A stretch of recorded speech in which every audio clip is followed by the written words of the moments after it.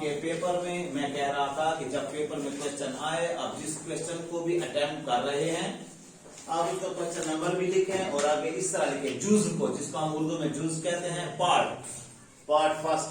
फिर आप उसको सॉल्व कर लें, उसको खत्म कर दें। जिस तरह मैं इसको खत्म करूंगा, इसको ऑफ करूंगा, बंद करूंगा, क्लोज करूंगा, उसके बाद मैं क्वेश्चन जब नेक्स्ट पार्ट शुरू करूंगा तो मैं कैसे लिखता हूं, आप इसी तरह ही लिखा करें। बिकॉज आपका जो सेक्शन बी होता है, सेक्शन बी में क्वेश्चन 2 होता है, क्वेश्चन 1 कहां गया?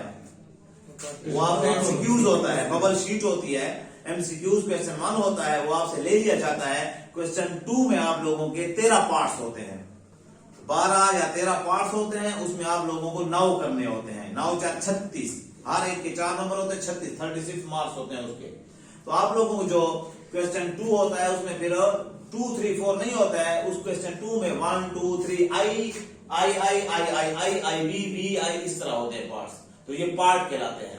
तो आप इधर क्वेश्चन 5 में क्वेश्चन 2 होगा वहां पर, तो पार्ट फर्स्ट, पार्ट सेकंड, आप पार्ट फर्स्ट सेकंड करते हैं, फिर अगर आप 7th पार्ट करते हैं तो 7th लिखेंगे, फिर 2 करें, फिर 3 करें, फिर 1 करें, वो आपकी तरतीब है। खैर है, मार्किंग करने वाला हर एक पार्ट को चेक करेगा, मार्क करेगा, ये उसकी ड्यूटी है, ये उसका फर्ज है, राइट बॉयज। फिर उसके बाद क्वेश्चन 3 4 5 जो शुरू होते हैं वो आपके ज्योमेट्री वाले हैं, सेक्शन सी में आता है। सो एवरी पार्ट को आप इस तरह क्लियर लिख सकते हैं। इससे फायदा एक तो आप एक लाइन प्यारी प्यारी खा जाते हैं जिससे क्लियर भी होता है और आपका वो ज्यादा शीटें भी बनती हैं। क्वेश्चन है हमारे पास 2 sin 45 डिग्री डॉट cos 45। आपको डॉट वहां पे नजर नहीं आ रहा है, लेकिन दरमियान में कुछ नहीं तो डॉट होता है और ये डॉट मल्टीप्लाई ही होता है। ऊपर कहते हैं फाइंड द वैल्यूज, आप इसकी वैल्यूज फाइंड करनी है। जिस मेथड से मैंने 7.5 स्टार्ट करना है और 7.5 एक्सरसाइज हमारी टारगेट एक्सरसाइज है, जब वो स्टार्ट करूंगा उसका आपको मैं इंपॉर्टेंस बताऊंगा। आपको यहीं से मैं उसका थोड़ी सी प्रैक्टिस करा रहा हूं कि आप वैल्यूज लिखेंगे। 2 डॉट sin 45 हो, ये आपको याद होने चाहिए, 1/√2 डॉट cos 45 भी 1/√2। और जैसे आप लोगों ने ये क्या लिखा, आप लोगों ने sin 45 और cos 45 की वैल्यू लिखी है। याद रखें बॉयज, गलती नहीं करनी, ये 45 की वैल्यू नहीं है, ये sin की भी नहीं है, ये sin 45 की है। Without angle sine is nothing, sine का टेन कोटेजन खुद कुछ नहीं है जब तक उनके साथ एंगल नहीं है, 30 45 60 या थीटा या अल्फा या बीटा। ओके, तो sin 45 मिलकर 1/2। आपने क्या लिखा, आपने sin 45 की जगह पर उसकी वैल्यू लिखी है, tabulated value as sin 45 degree is equal to 1/√2 and cos 45 भी 1/√2। तो फिर आगे जाते हैं, ये 2 मल्टीप्लाई 1 1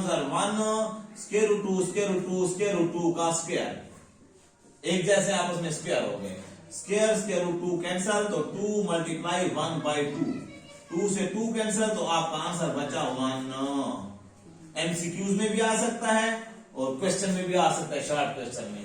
अब सुने बॉयज, अगर आप ये नहीं लिखते, मार्किंग करने वाला ऐसे ऐसे टिक मारेगा, आपको 5 नंबर देगा, लेकिन आपका और किसी फर्स्ट पोजीशन वाले का, टॉपर का मुकाबला आ गया, रीचेकिंग होगी, थर्ड एग्जामिनर आएगा, थर्ड एग्जामिनर उसके पेपर को चेक करेगा, उसके पेपर पर ये है, आपके पेपर पर ये नहीं है, वो आपके 2 नंबर काट सकता है छोटी सी एरर। वो कहेगा कि ये इसने या नकल मारी है या इसने कहीं से देखा है या इसको कोई वैल्यू बता गया है। अगर आप सामने ये लिखेंगे तो आप बता रहे हैं कि हाँ ये इसकी वैल्यूज हैं, इसलिए आपके नंबर नहीं कटेंगे, फिर आपसे टॉपर वाला या आपके मुकाबले वाला स्टूडेंट आगे नहीं जाएगा। तो अपने क्वेश्चन को ऐसे फेयर तरीके से करें कि आपने अगर कोई क्वेश्चन अटेम्प्ट किया है, 5 मार्क्स का है तो 5 मार्क्स मिले, 6 का है तो 6 मिले, 4 का है तो 4 मिले। हम क्या गलती करते हैं, हम 8 सवाल कर आते हैं, हर क्वेश्चन में 2-2 नंबर हमारे कटते जाते हैं, हमारी छोटी सी गलती की वजह से, ऐसी छोटी छोटी मिस्टेक की, प्लस माइनस इसकी मिस्टेक की वजह से या स्पेलिंग की वजह से। तो हम खुश होते हैं कि हमने 8 सवाल किए, 8 45 नंबर, हर से 2-2 नंबर के 16 नंबर हमारे कम में हो जाते हैं, हमारे 40 नहीं आते, हमारे 24 आते हैं। फिर हम रोते हैं रिजल्टों पर। जिस क्वेश्चन को हाथ लगाएं, फिर हाथ लगाएं और हिसाब करेंगे इसके तो पक्के नंबर है मेरे, राइट बॉयज। और ये अब मैं इस पर चैलेंज कर सकता हूँ, मेरे नंबर कोई नहीं काट सकता, बिकॉज मैंने उसकी वजह भी बताई है। एज करके, एज का मतलब जैसा कि हमें ये मालूम है, सॉल्व भी किया है और step by step. Now second part इसी क्वेश्चन का, क्वेश्चन नंबर 5 का। तो कैसे लिखेंगे क्वेश्चन 5? कैपिटल लिखेंगे, पार्ट 2 ब्रैकेट्स में लिखेंगे, अंडरलाइन किया ब्लू इसके ब्लैक इंक के साथ, फिर इधर ब्लू लिखो, अगर इधर ब्लैक लिखो तो उधर ब्लू लिखो।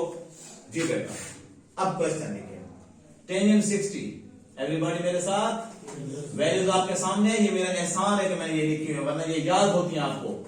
मैं टेंशन नहीं देना चाहता क्योंकि मैं यूज करूंगा, आप लोग कहेंगे ये कहां से आएंगे हैं। 1 plus all mathematics are touch to each other। मैंने ये क्वेश्चन फार्मूला देखा हुआ है फर्स्ट ईयर की मैथमेटिक्स में 10.3 में।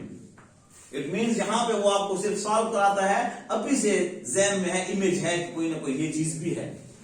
जी बेटा टेंजेंट 60 की जगह पर √3 लिखा क्योंकि है √3 और 1 ये, माइनस टेंजेंट 30 की जगह पर 1 और √3 लिखा। अगर आपको याद है वैल्यूज तो। अच्छा आपको याद नहीं है, केवल एक वैल्यू चलो कर देता हूं। आपको क्या जरूरत है बेटा टेंजेंट 30 की? आपको साइन 30 की याद है 1/2, cos 30 की √3/2, 2 कैंसल तो 1/√3 किसकी आ गई? टेंजेंट 30 की।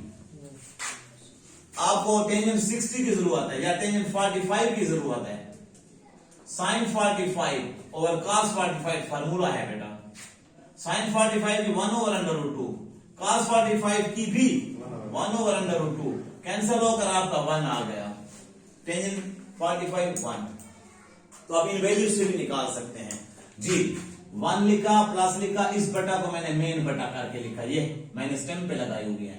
प्लस टेंजेंट 60 की 1/√3, only √3 in the bracket dot, क्योंकि अब ये मल्टीप्लाई और उनके दरमियान में माइनस था, और ये 1/√3।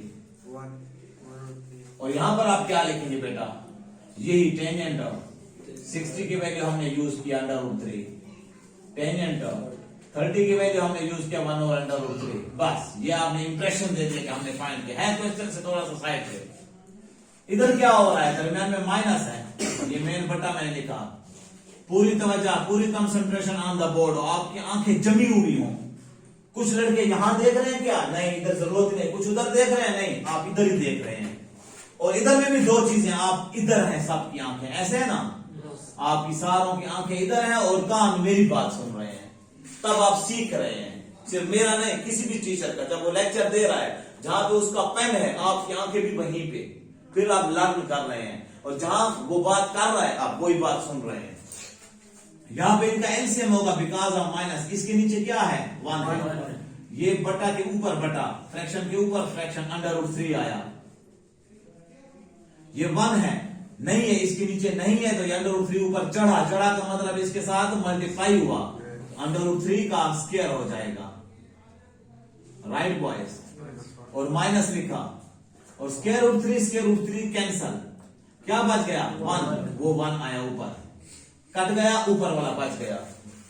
आई रिपीट, एवरीबॉडी सीख ले, जिसके नीचे नहीं है उसके साथ ये वाला मल्टीप्लाई हो जाता है ऊपर, और जिसके नीचे है वो कट जाता है, ऊपर वाला 5 है, 2 है, 3 है, 1 है, जो भी वही बच जाता है। ओके आगे जाते हैं। इधर तो ये मल्टीप्लाई हो रहे हैं, तो मल्टीप्लाई में √3 कैंसल, और माइनस में नहीं करते हैं। ख्याल करना है कि ये गलती आपसे ना हो। और ये क्या बच गया? 1 + 1। कुछ दिन पहले मैंने ये बटा गिराने का आपको सिखाया। मुझे पता होता है मैं स्टूडेंट को कौन सी डोज दे चुका हूं। 3 बचा, -1 ओवर √3 मेन बटा 1 + 1 2, ऊपर क्या बचा? 3 से 1 गया 2, और ये √3 गिरेगा।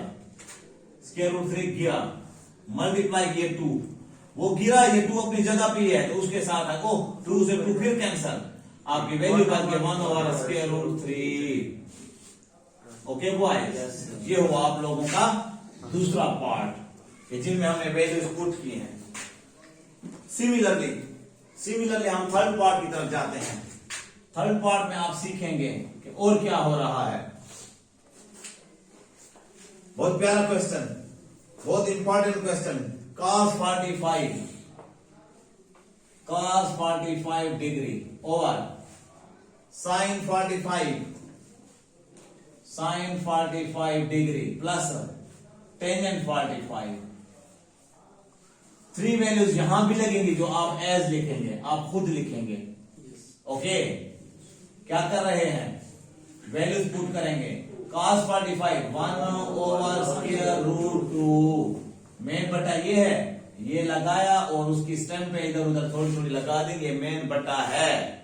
ऊपर वाला नीचे वाला बटा आपस में सॉल्व होते रहेंगे, ये अपनी जगह रहेगा। sin 45 1/√2 plus tangent 45 1।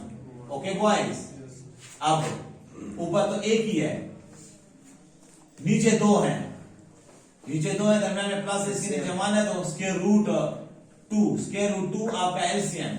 बोले बॉयज 1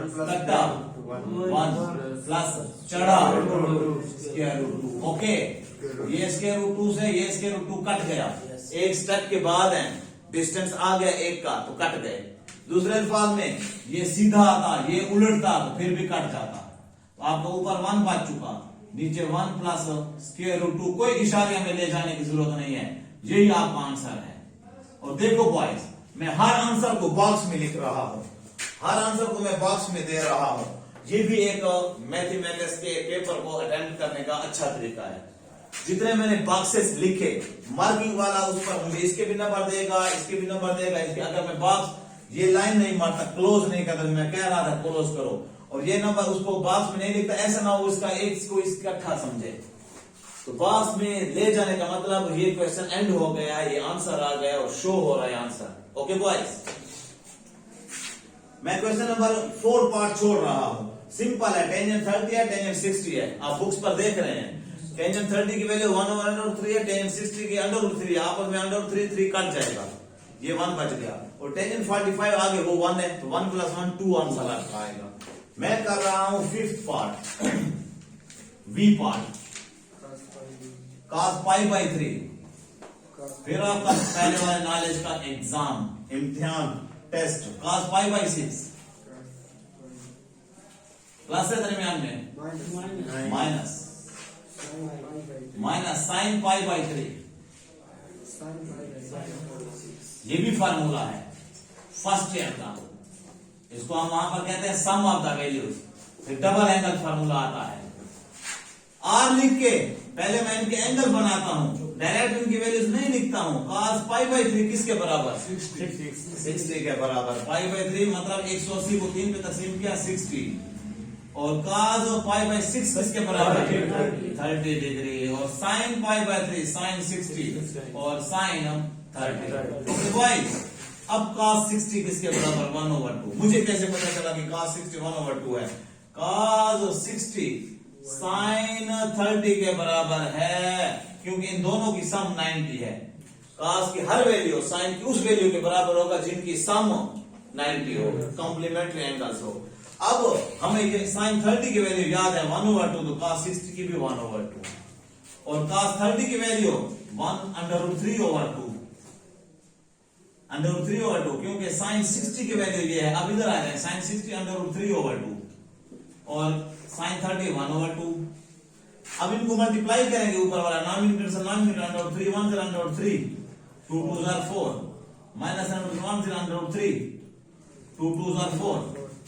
अब सुने बॉयज, अब ये कट रहे हैं, मुझे नजर आ रहे हैं कट रहे हैं, लेकिन ना काटें, कुछ स्टेप्स बना लें। एलसीएम लें, 4 का एलसीएम आ गया 4, cancel √3 minus cancel √3, O plus minus फिर कैंसल, 0 बच गया, 0/4 0 ही होता है। उधर काट लेते वो भी ठीक था, लेकिन इधर काटने के बाद आपका ये इंपॉर्टेंट क्वेश्चन हुआ। इस वीडियो को स्टॉप करो।